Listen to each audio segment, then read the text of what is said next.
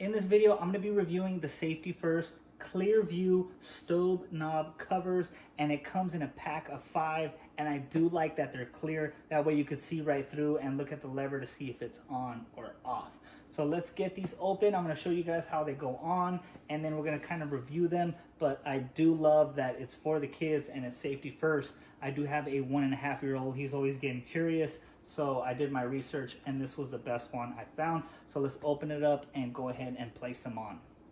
All right, you guys, so it did come with 5 of them. I have them all 5 right here. This is the one right here. I just want to show you guys what it looks like. It's clear on this side. This side's also clear, but it's kind of like that. You can't see through it right there, okay? To open this up, all you have to do is push down on this gray button looking thing, and then you could pull out like that, right?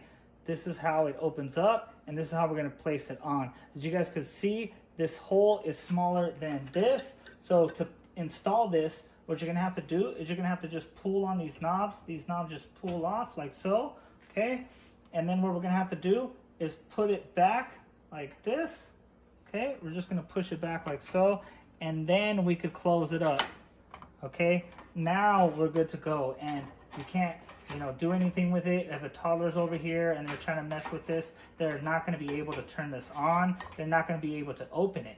But when you want to use it, you're going to have to push this gray button down just like this, and then you could turn it on. You can mess with the lever, do all that good stuff, and then when you're done cooking, all you have to do is close it up like so, and it's good to go. So now my toddler is not going to be able to mess with any of these levers right here. I definitely recommend it. I'm going to put the rest of them on. Okay, so this is what it looks like when we have all of them on. As you guys could see, my toddler is not getting through here. He could turn this all he wants, but he is not going to turn the stove on at all.